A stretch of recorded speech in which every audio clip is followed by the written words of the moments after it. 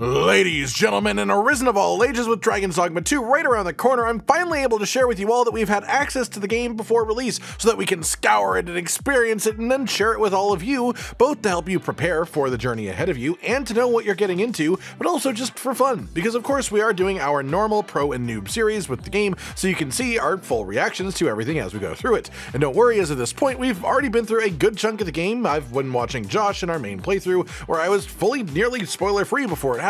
That said, Josh gave his full review on the game yesterday on this channel, so now it's my turn to go over my own first impressions as my experience is a bit more limited, and obviously my thoughts on it are different from Josh's as we are different people. But it also gives us the opportunity to answer any direct questions from players on our original review, at least the ones that we are allowed to answer and are able to provide confirmable answers to. So let's start off with that section, as I think that will be quite fun to do.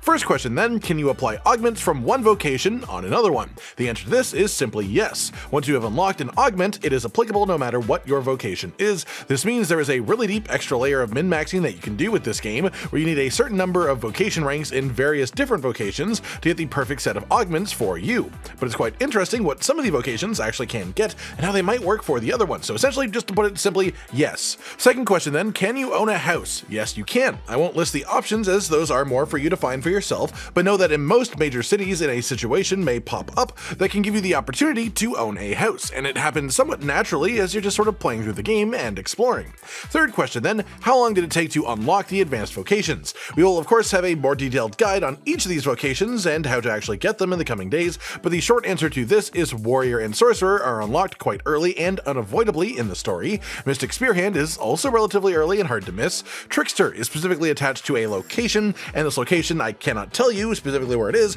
but it is difficult but actually possible to reach as early as level 1 if you really want to. And magic archer is just sort of locked to be a bit later on in the game. Warfare I will not be commenting on at this moment. Then the next question is asking if there are some more vibrant hair colors in the game that you could be able to get, and well, yep, there is a vendor near the main city of Batal, which is about as specific as I'm allowed to get, who sells a number of more vibrant hair colors that you can use once you actually buy them from them, for rift crystals. However, unfortunately for the two of us and anyone else who's looking for pink, it does not appear to actually be an option. There could possibly be further dyes unlocked another way, but the colors that we saw are red, green, blue, yellow, and purple. And for anyone who is wondering why not show the vendor screen for this, we just sort of have a limited amount of footage that we are allowed to show from our early progress right now, and I'm not wasting it on a list of dye colors when instead I could be showing you a Drake getting absolutely imploded by a combo of a thief and a sorcerer together.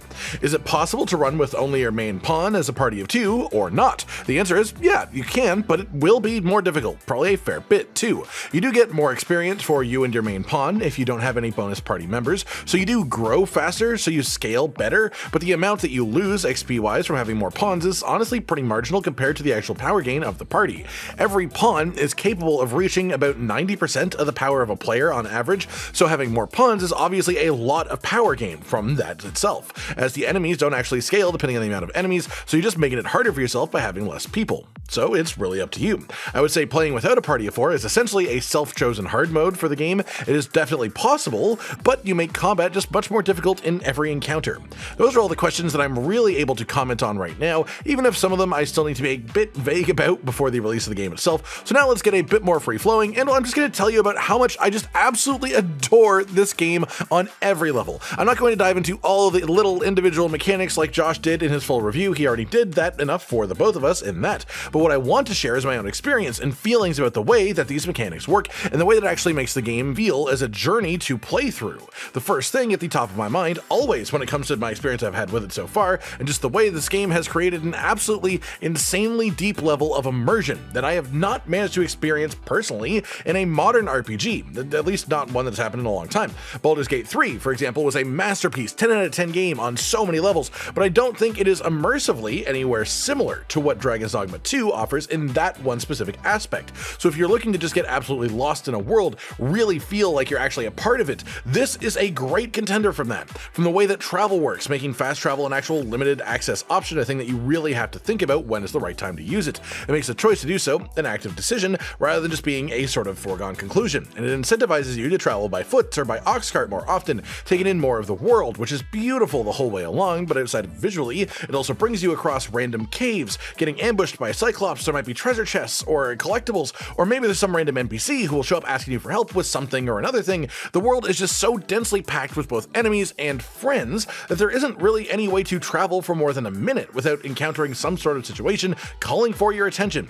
Past the world itself, the other big part of immersion that makes it feel truly unique is the fact that time passing is a genuine effect within the game that has a larger effect on so many different parts of it. When you rest and sleep, time passes. As you travel on Oxcart, time passes. As you reach certain story moments, time passes. Not every quest is affected by this, but a good portion of them actually will change as time goes on once you've accepted them. The example that Josh used was if a boy is taken by wolves, taken into the forest. You take too long and suddenly instead of being able to rescue the child, you're actually going to be recovering a corpse for his family, because obviously over time things sort of happen, and that is about as accurate as it gets a depiction of this mechanic. There are things like raids that will happen on various towns from different enemy types, and they will happen whether you are at the town at that moment or not. If you go there while it's happening, you can't help defend. If you show up after the fact, you're just told about how horrible it was, and you get to see the aftermath of it. The dead people, the broken buildings, the world is moving constantly. Everything is happening in different places at the same time,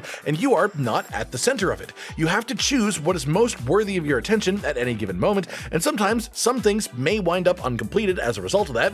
That's just sort of like life in a way, isn't it? And I find it to be an extremely immersive system from the bottom up as a result. The other main thing then for me is the combat of it, and just the massive amount of difference and different layers between all the different vocations in the game. I absolutely love how each one actually feels like a different playstyle entirely. Sure, the main differences are between casters, physical ranged, physical damage, and the more tanky type options too, but even within those categories there are a lot of more interesting unique things available, such as the trickster, which I know isn't going to be many people's main vocation, but the people who are into it will absolutely die on the hill that is the best way to play the game, full stop. And they've also made it so much more forgiving to change vocations than it was in the first game too, which really just allows you to experiment and find what feels right for you if you want to dedicate the time to do so. All in all, I think this just makes it one of the deepest RPG experiences that I have ever seen in my life. And that's not even diving into the deep narrative that the world has too, the actual story, because the thing is, in a way, I think this level of immersion supersedes the relevance of the story itself. The main story of the game is incredible, sprawling, and epic, don't get me wrong, but this game makes you so involved in every little quest, every bit of exploration, that the main story itself is just sort of like a singular slice of the pie. It's a big slice, don't get me wrong, but there's so much else going on that it's just a part of it, because even the side quests are extremely meaningful, activities you would never expect to be able to do, even a platinum card for repeated mechanical interaction, which, well, as far as that joke, it'll be a lot funnier in a couple of days, trust me. The addition of skill meisters to the game to add a more involved progression than just pure vocation rank ups makes the world feel a bit more alive too, and adds a number of interesting and entertaining NPCs as well, and interactions with them that you can have. And then just the power fantasy when everything goes right, when your build starts paying off, and the tacticality, the genius idea that you had for now to just how to approach this fight goes smooth as butter, and it just feels so incredibly satisfying. And this game is absolutely chock full of those super satisfying moments, whether it be a big fight against a boss or a puzzle of a story quest, because a lot of the quests in this game are also quite open-ended. Sometimes you will get directions and you will have a quest marker itself, but oftentimes you'll be left with somewhat more open objectives, and you'll have to sort of work it out from the context clues of conversations and the actual knowledge of the world that you've gained from adventuring and reading all the dialogue, everything like that. This is not a game that is wanting or even willing to hold your hand. It's a game that wants you to grow up and become an independent being capable of surviving in its world. And again, the world does not revolve around you. Even though the Arisen is seen as a special figure, and you are that Arisen, you are still just a character in this otherwise living, moving, breathing world. The only real other thing that I really want to touch on is just how absolutely ridiculous the bugs can get in this game sometimes, or I guess just some of the more spaghetti-like interactions. Like, I know this is a bit of a back and forth point, because I know some people will get annoyed by bugs, but this game has the most naturally funny moments I have ever seen when things just sort of break. So I think it goes both ways. And sometimes they aren't even really actually bugs, but just interesting interactions that can kill you in the silliest ways. For example, your pawns can reach out for high fives at the end of combat.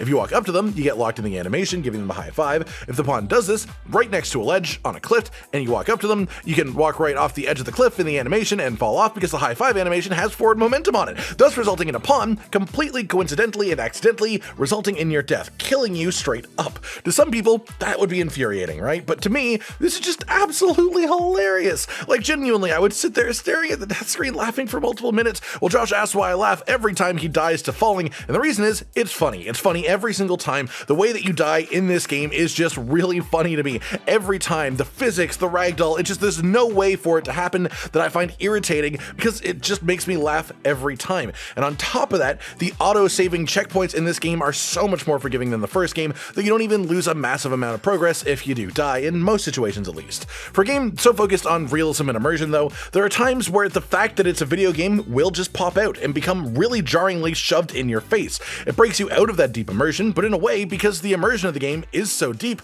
those jarring moments are somehow more funny than they are irritating to me as a result. I find them charming a lot more than I find them an actual negative for the game. A positive feature that makes me actually really enjoy the game more than I would without them. And maybe that's more of just a me thing. I don't know how common that feeling would be, but it's something I find specifically unique about this game compared to a lot of others in a way that I wanted to make sure that I called out and talked about in this review for sure. That just about does it then for me for now, everyone. Just the answers to some of your questions about the game, a bit of ahead of its actual release, and of course my own first impressions as a follow-up to Josh's proper review of the game yesterday. I hope you've enjoyed this video and hopefully it told you some useful information to make your journey just a little bit better with the game itself. Like if you liked the video, subscribe to the notification bell for more, and most importantly, ladies and gentlemen, until next time, stay sweet. Josh, Cotton, and Hollow with the videos, dropping the humor like a hammer on your tippy toes, bringing entertainment on a daily arrangement to take our insanity and turn it into entertainment. Yes, I said entertainment twice, to reiterate that it is nice to look into your faces on a mostly daily basis when you let us in your homes to make the whole world a stage. Goodbye.